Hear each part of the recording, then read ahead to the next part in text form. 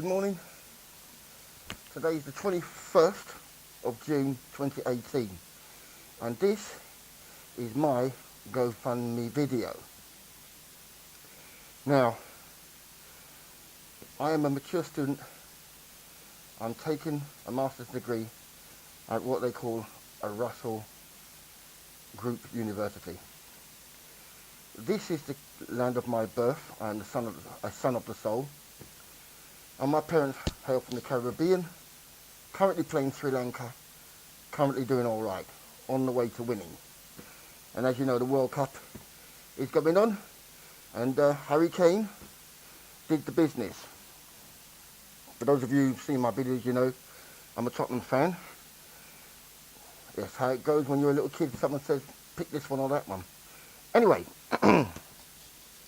this video is a campaign video, and it's a campaign against the government's DWP, that's the Department for Works and Pensions.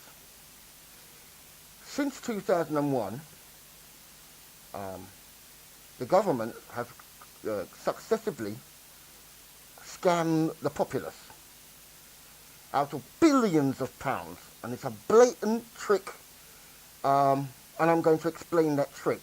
Once you understand what that trick is, as an educator, that's my path, my life's journey, I want to convince you to fund me, because I would like to build a war chest that I can get a solicitor and fund a private enterprise to take on the government and bring this to the level it needs to. I say that because, just on the outset, before we get deep, legal aid solicitors, these are government paid solicitors. And if you're going to bring up a case where you feel offended but the government department has done to you, they're not likely to take your case if it's going to impinge on an austerity government or a government that doesn't really care about the people anyway. They're not going to really want to fund that. And any lawyer, it would appear to me, they're running scared. You know, I've approached them. They're very interested until they realise the magnitude of what I'm saying. And then they actually hide. They won't answer your emails or anything. I'm like, what did I do? I didn't introduce the play. But it's because of this. And someone said to me, what you've actually come up with is a campaign. And I thought about it and I thought to myself, you know what, this is a campaign. But I've got to tell you, we the people give away lots of our power. And those who accept it because we didn't stand up for it, they then say, if they're going to give us that amount of power, we can then take some power.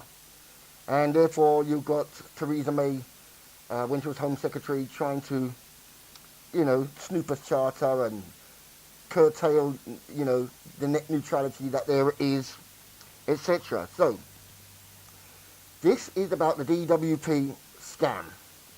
Now, I should have introduced you to myself. My name is Icubian Organis. Okay? So I've got some documents here just to begin. Now, in 1997, we had a new government. It was the Blairite government, or as they would call themselves, New Labour. Well, and we all know what a disaster that was, okay? And that's for those people who are, you know, the NUS, NUT, all these unions, these massive unions that still support New Labour. Get a grip. He killed it when he got rid of Clause 4. Right in front of your face. He killed the party of the people. It is no longer a Labour party of the people. It's just like the Democrats. Big money. It's about big money and privateers. And they do more damage to the working class people than the Tories ever could. If you can get past that, just listen for once. Just listen. Okay? So, in 2001, we had the Department for Education, Employment, Education and Training. That's what it was called. Employment, Education and Training. And one bright spark says, look, we're new labour, we want to generate revenue. And we want to generate the revenue, not by borrowing from the banks, because if we do, we put ourselves in more debt. And the Tories, at every question time, will say, there you go, raising taxes. So they came up with a bright spark of changing the name of a department from Employment, Education and Training to the Department of Works and Pensions. And they built all these new snazzy offices, you go to the Job Centre Plus, they call them. They are open planned, and it's all lovey-dovey coochie. Still a problem with where are the huge employment. So, what am I getting at? Well, after successive education ministers bringing in Ofsted to dumb down students and children and parents, they realised that if we change a word, people will not understand the meaning of the word, and they'll think it's the same thing. And therefore, with the most vulnerable, the disabled and unemployed, we could introduce a work capability assessment. And this is to say, well, we'll give you money if we think that you've got limited capability for work. If we don't think you've got limited capability to work, then we'll stop your benefits, because obviously you're lying, You can work, and you can find work. So, hence the scam. Most people listening to this video, for argument's sake, it's the old one too. I'll ask you, do you have a watch? Yeah, I've got a watch. It's a blah, blah, blah. I just don't want to know. Do you have one? Yes. Does it work? Yes. What's the time? It's 4 p.m. Are you sure that's the correct time? Yes. Your watch is working? Yes. Is it employed? Usually I get a big smile on their face, as if by magic. You see, the word work is nebulous. Housewives do housework. School children do homework. Old Ralph and his vegetable patch on the allotment was working very hard, planting these seeds for these onion bulbs. People do assignment work. People who are disabled are working to become fit again. It can be applied all over the place. It does not mean employment. Employment is a contract, an agreed set of principles and duties and days off and holidays and gratuity payments and all the rest of it for your time, a safe place to work, and set amount of hours, and you do it on a weekly, daily, whatever the basis is. It's an agreement. You sign a contract. That's employment. Okay?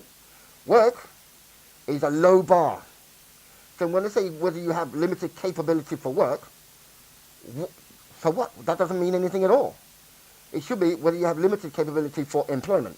That's the big deal. The Department for Works and Pensions, or Employment, are not interested if an employer hires you and you don't work. You're a shirker. That's no business of the government. That's a private affair. They're not interested in whether you're working or whether you carry out your duties or have a job. It's nebulous. And we know they're lying because they pay employment and support allowance. You see, the Department of Works and Pensions does not pay work and support allowance. They pay employment and support allowance. And why do you think they're being consistent there? I'll tell you why. Because old Alf and his vegetable patch, he's going to say, well, if you're paying work and support allowance, I could do with it. I could do with a lawnmower. I could do with a bed of shears or a fork or whatever it is he uses to dig up his patch or whatever. Give me some money. Everybody's going to be knocking on the door and saying, I want to, me too. So, and they realise that. So they don't want to use the term work for paying out because that's legal obligation. They use employment to pay out. And so I am saying that scam alone has, the department has come into a lot of criticism anyway. So let's just go with some of these headlines about the Department of Works and Pensions. And whether it's legal in the first place. Here, UN inquiry considered alleged UK disability rights violation. A UN inquiry. That's the headlines. Okay? You look at the headlines and you can confirm that with your own internet search engine and your time. Okay? GPs call for work capability assessments to be scrapped. There's a headline. These are general practitioners, doctors. They understand what's going on. They know their patients, and they understand what their patients' ailments are. Okay? Maximus. Fit for work test, failed mental health patients, says doctor. So I'm going to give you the headline, then I'm going to give you a background to Maximus and who they are. Now, Maximus, right, here's the paper here. I think I've got them in the wrong order. US firm Maximus awarded contract to assess fitness to work. Alright, that's the headline there. They were awarded a contract. It was a 3-year contract, 500 million. Okay? This is business. This is about business. They award a company to give work capability assessments to the very vulnerable in society on this fit for work test, where it should be fit for employment. Everybody does some sort of work. It's hard work sitting down doing this. You know what I mean? Anything, exercise could be hard work. It's work. Okay?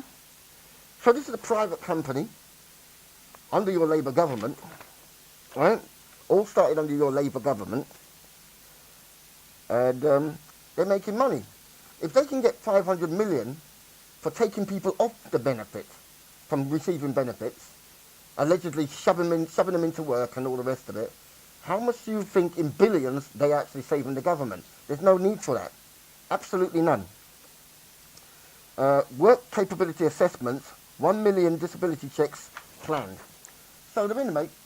They've seen who they want to get and destroy their lives. Now, this is the most vulnerable people. And this is what, I told you about the Maximus. Before it used to be Atos, the French company, and they got such bad feedback with their tranche of getting people off benefits, the government couldn't take it and they gave it to another one, Same old, just a different company, making this money. But here, they don't call them claimants anymore or patients. It's a business model. They're calling them customers. Customers, business. Okay? This is what the government is doing out of your health. In fact, there's a story today where some people, I can't remember what it is, in England, their loved ones, hundreds of them, were deliberately given, well, we have to have an investigation into whether they were deliberately given drugs that killed them. Right?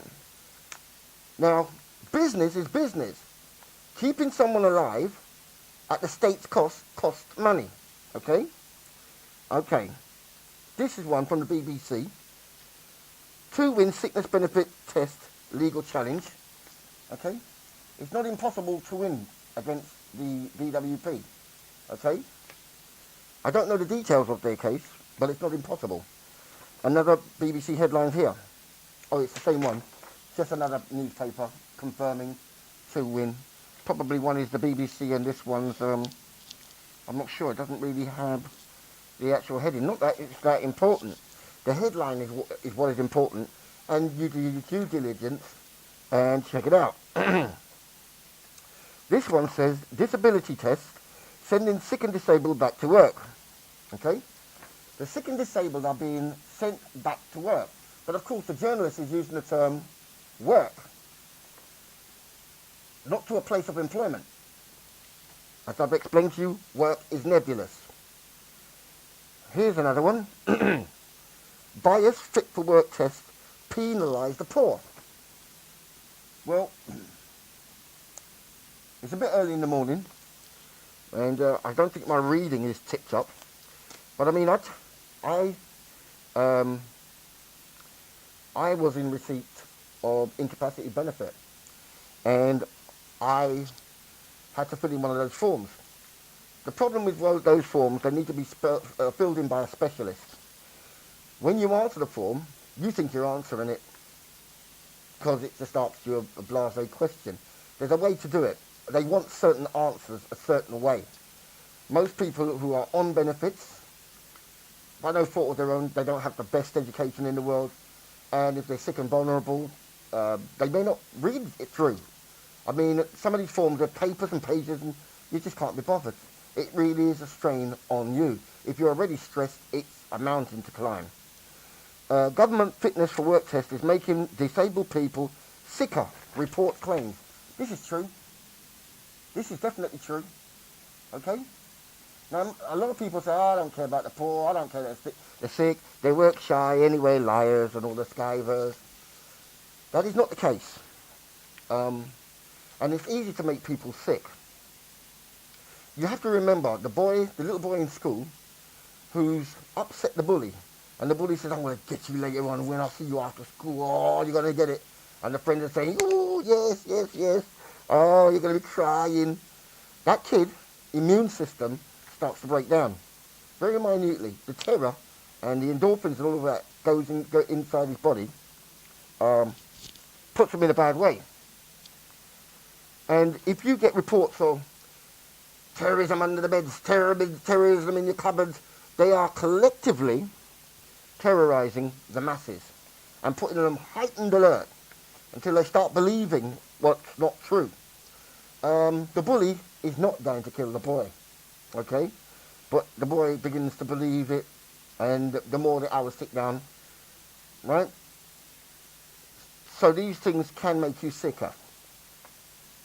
And I believe that's probably one of the reasons why my elder brother died. Different story, I'll tell you. That's a different story. But linked to the same thing.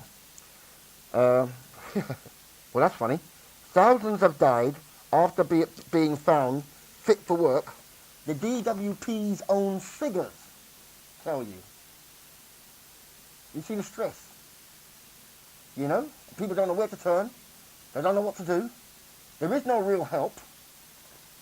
And their lifestyles are being destroyed. Okay? And that's the Department of Work and Pensions' own figures. It has to be true if they have to admit it. The question is, if they said 10 people died, it's probably 100. And here we've got one by a group called Spartacus. And it's a report on work capability assessments, deaths and suicides. I kid you not. This is a business scam that takes lives. And it must stop. And here, this one's 2017, it says, Department for Work and Pensions has outrageous target, in quotes, to reject 80% of benefit appeals.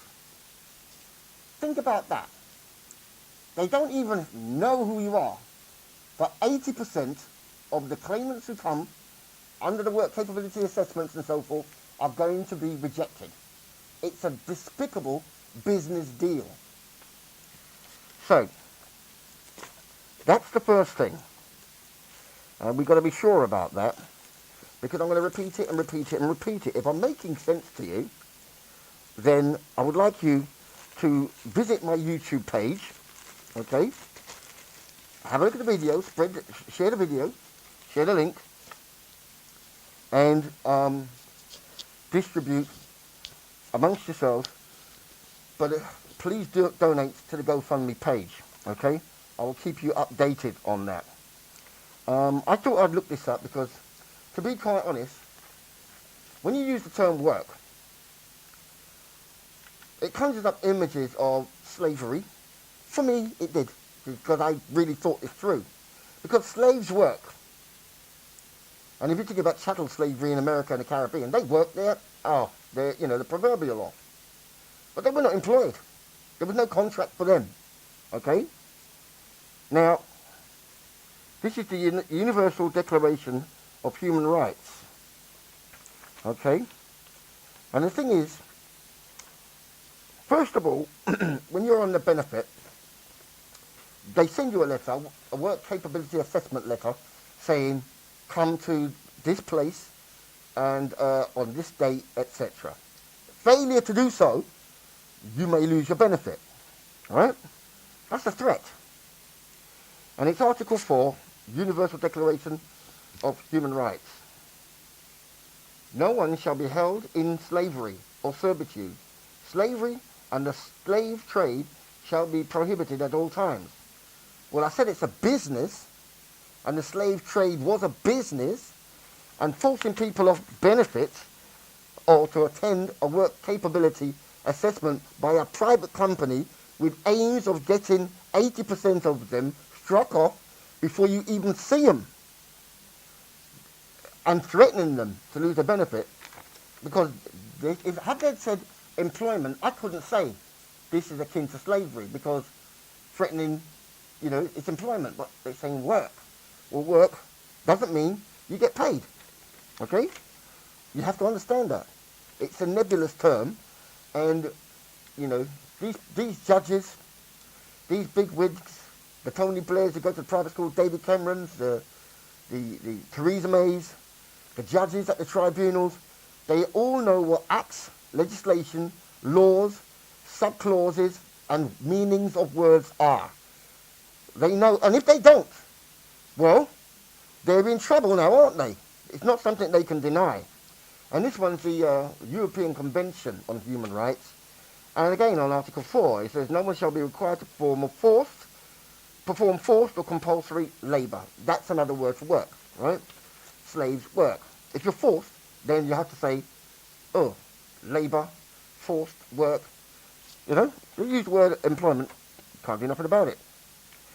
So, just recapping, and I'll explain to you why I need the war chest and so forth.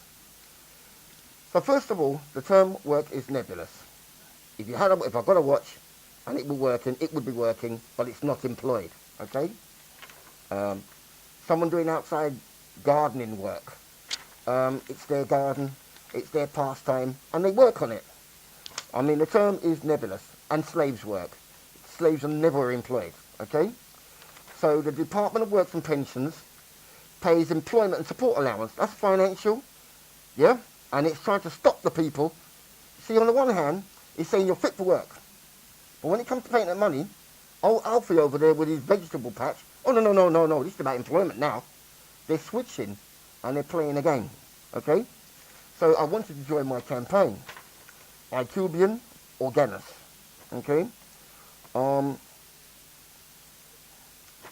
And it's a deliberate scam. And we know that they changed the department's name in 2001. That's your Labour government for you. I can go into so much more about hidden things that Labour do that the Tories would be ashamed to do themselves. But it's all about hobnobbing with big business and giving privateers big money at our expense. Our expense. Okay. So let's just talk about me now. Because I did explain, and it's not just about, all about me, it's all about me. No, I did explain that I'm a mature student taking a master's. Now, I got, I can't remember what it was, I got a work capability assessment letter with the obvious threat, if you don't, you could lose. Well, you need to get through to do my degree, and so I went along. And I got a letter saying, we're stopping your benefit from this part forward. If you want to complain or refer it, you go to the mandatory reconsideration panel. And they're hand in glove, hand in glove. So they say, we see nothing wrong with the healthcare professional who saw you at the work capability assessment interview, and so therefore you're not going to have your benefit. So the first thing you have to do is to appeal at the tribunal. And this is where things get really funny, because I wasn't sure. I went to the CAB, and all those documents I told you about, the CAB are not interested. They're not interested. They're pretty much paid by the government as well. They're a charity, but who gives them money, right?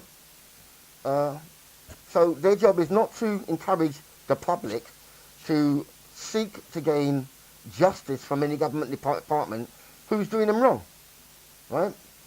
So she went through the form with me, and she really grilled me, you know. And I'm thinking, are you, you trying to help or what? But she grilled me out and chewed me out. And at the end of it, she said, well, you do pass. You need 15 points to pass. I think I scored 31, okay? When she went with it, she learned how to fill the form in and knows how to do it.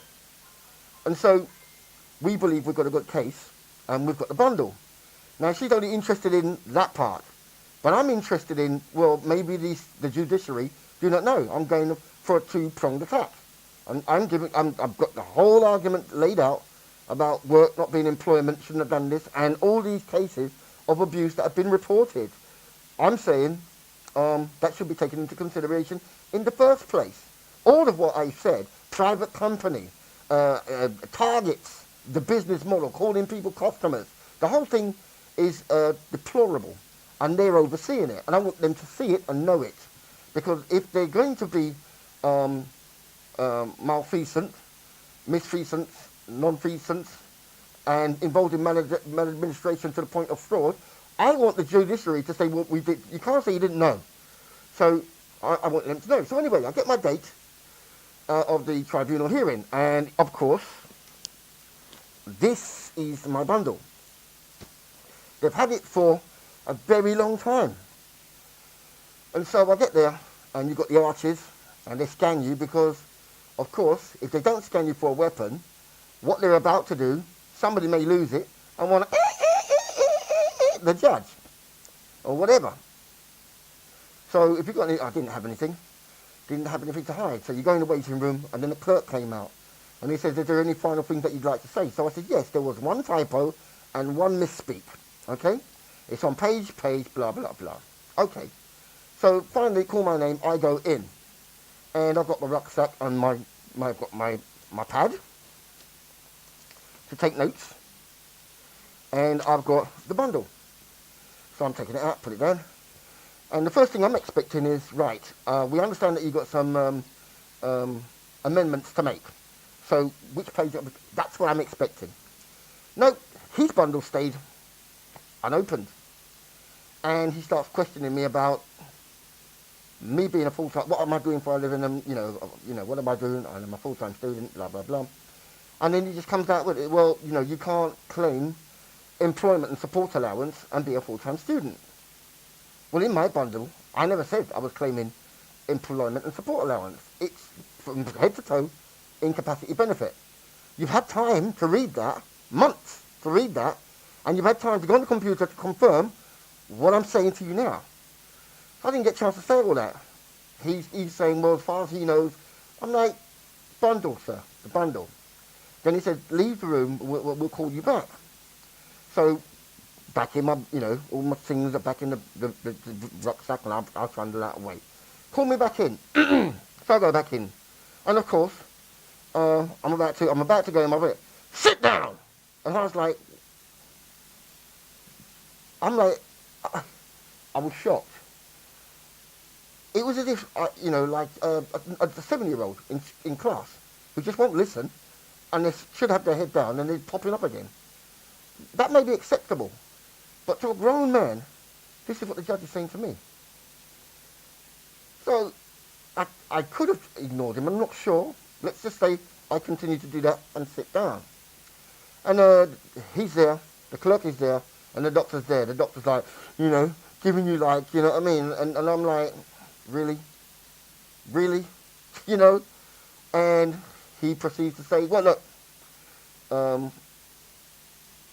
you're a full-time student, you're claiming employment support allowance, there is no argument here. This tribunal is over. So I stalled for a couple of seconds. I said, well, in the beginning, which he did do, but I negated to say, he said, after we've had our investigations and so forth, if there are any questions, that's when I first got in, real nice and polite. If there are any questions that you have, you can ask afterwards. So I said, you did say I could ask a question, and I was trying to say, in the bundle, no, Mr. Lee, this is, there's nothing more to say. That's not, but if you read the bundle, you will know that. Do you want me to call security? I mean, he literally said that, and then the clerk was like getting out his seat, like yeah, I'm ready to, you know, and I am a mature student. I am not the boy you think you see before you, and I am not stupid enough to lunge over the table and I know what his game was. So what his decision did and does do to everybody they strike off, all 80% the target, it puts your life in a steady spiral down. This is where people lose their mind, commit suicide, die of stress. Your rent arrears start to go up because you haven't got the money to pay the rent. Your council tax bill, if you don't pay that, summonses, court, can even be jailed. Your housing benefit. Everything it takes to have a lifestyle, as meagre as it is wiped off. And you're effectively, the judge refused to look at the bundle, had an arbitrary consent in his head, the 80%, and this N-word is getting it, uppity guy, and so he struck it out. I left fuming, and my next port of call is procedure. Although he couldn't follow procedure, I follow procedure. And so you appeal to the regional tribunal judge, and I explained exactly what happened. My main thing was this. It wasn't so much that his attitude was unbecoming of a judge, could be based on some of this nonsense that some of these people have in their injecting in their blood.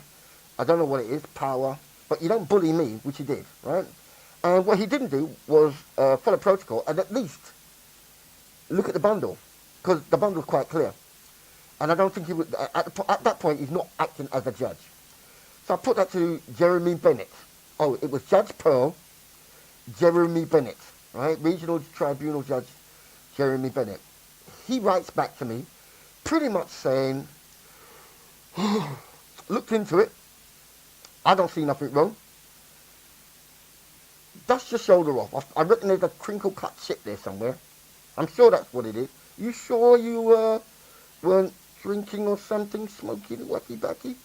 Pretty much what he said, but really nothing to see here. I was incensed.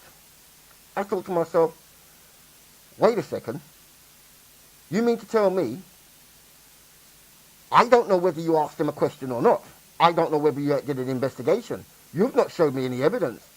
Tape transcript, emails to and fro, hard copy letters to and fro. Anything to do with a communicator to say, well, you asked a questionnaire even. Nothing. Just your word, big chief word. I must buy it.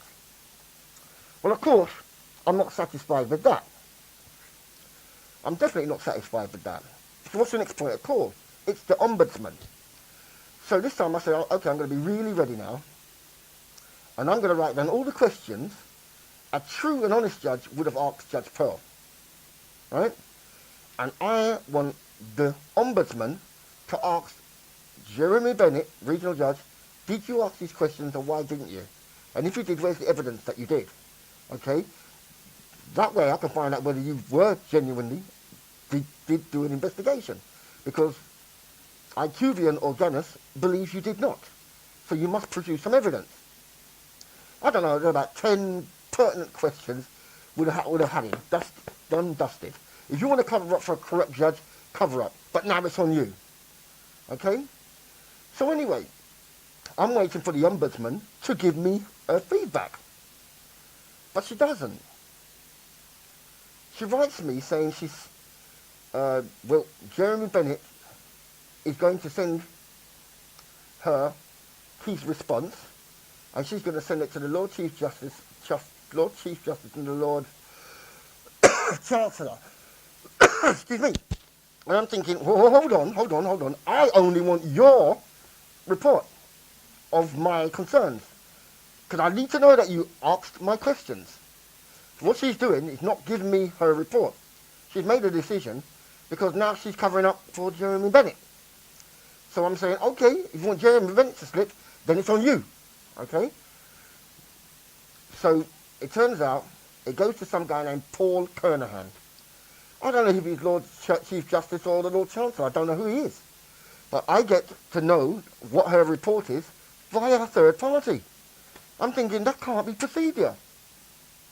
He writes, well, sorry to say, I don't agree with you. I agree with the Ombudsman. And there's nothing to see here, folks. So I go to what the Ombudsman said. She's not asked any of my questions.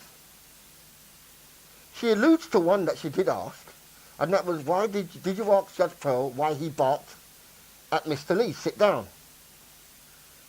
And that one stupid question, Jeremy Bennett says, nah, didn't ask him that. I thought it was disproportionate. What? To what? So even though she didn't answer my question, she found a silly one, and he didn't even answer that one. Right? So all my questions, she's got nothing. She's covered up for him. Now, this guy, I don't know how senior he is, but I don't know whether he's in on the scam or not. But he could at least have asked certain questions. You say, Ombudsman, Mr. Lee asked several questions, but you're not here to investigate the matter. You're here to examine whether Jeremy Bennett did do an appropriate job, which makes no sense. You need clarity on that, because you have to investigate before you examine. I mean, what's there, and let's find out what it is, isn't it? What's there, and let's find out what it is. It's just the way it is with these people. And there's certain other places you could pull this guy up over. But I'm going to leave him and the benefit of that with him for the time being. Also, in her letter that she wrote when she said we're waiting for Jeremy Bennett and I'm going to send it on to the Lord Chief Justice, she referred to the Ombudsman as he. As he. She's a senior investigating officer, but she's never used the title Ombudsman. But here, the man's got the Ombudsman, it says Ombudsman report. And she signs off on it. So she is the Ombudsman. But in her letter to me, she's fooling me, saying he will contact or whatever the case may be. So I'm thinking there's a big deception here. So this was in March 26th. And of course in these cases you've got 3 months to appeal. And like, as I've said, you can't get a solicitor for love no money. They're running scared, okay? So I'm forced to go to the public and give you the story.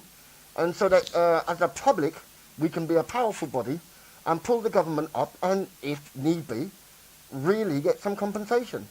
I think I deserve it. And we need to ensure that the DWP, Department of Works and Pensions, changes its name.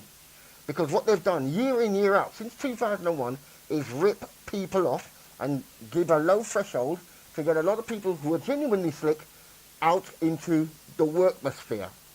I mean work. Work is not employment. That's a scam. And if you don't get it, then you're stupid. I'm sorry, I'm using that word. I'm not playing your political correct game, okay? Words have meaning, and that's the thing with the political correct. They're always saying, well, you know, someone's a technician when they're a dustman, you know, working girl, you know? Working girl is no longer prostitute. What? Call it like you are a prostitute. What's wrong in saying that? You know, in their world, words mean something. All of a sudden, words don't mean anything? No, they do. They do. So, excuse me. I'm within the time to query this, and I thought I'd write a letter to Mr. Paul Kernahan, and I told him I think you've been deceived. The decision you made is not a correct decision because you didn't have all the facts to hand. And here are the facts to hand. Here are the list of questions I asked the Ombudsman, Heather Rankmore. I don't know who ranks more, a pile of poo or Heather. Well, she, in her name, says she ranks more. Or is it I don't know, Rankmore? Too close for comfort, but satisfied me at the moment. Deceiving cow. So I put a list of questions out, and I've let him know. there would be interested parties in the situation. And in a way, let me know where you stand. Now that you know that your job is to ensure that justice and fairness is done at all levels, what's the point in you being there if you're going to cover up and go along? Because it's now on Heather, because she covered up for Jeremy Bennett, who covered up for Judge Pearl. And do you want to cover up for the Ombudsman or Heather Rankmore, Mr. Paul Kernahan? That's up to you. But all your names are going to be mentioned, and where it's possible to put a picture of you, right? And the other thing is, they're all in the same building. Petit France. That's southwest London. They're all in the same building. So we don't know which one of them is, whether they're gay, someone's, girlfriend, bit on the side, but, it could be. I think I mentioned something about they're all there, and it could be perceived that this is a cover-up club. And if it is a cover-up club, then why shouldn't I expose it for what it is? Because from leaf to branch, from treetop to root, it's rotten. It's rotten. And they're all the tribunal judges are engaging in a massive fraud. Maladministration, misfeasance, non-feasance, malfeasance. They're all engaged in this. So this is a huge takedown, or an attempted takedown, but I do need a war chest, and I need your help. So I am hoping that I've made enough sense, and it's a good piece of analysis, and there has been work. It takes a lot of work to build this case up, and of course I'm truncating some things, but I'm trying to patch together some sense. And so this video is a GoFundMe video, but it would be the people versus the DWP on YouTube. The people versus the DWP on YouTube. And, a system of corruption or something like that. So I'm going to upload this, and hopefully, because this is the second time I'm doing this video, there was some huge interference in the last one that I couldn't actually hear anything, apart from me gesticulating, and it might be amusing to some, but it was annoyance to me. So that's my story, and I don't think it's necessary to recap. You can rerun the video and watch it for yourself. I don't know why I'm stumbling over my words. I can see clearly. I think it's just that it's early in the morning and I'm a bit hot and flustered. But with all due respect, I thank you, and I'll speak to you soon.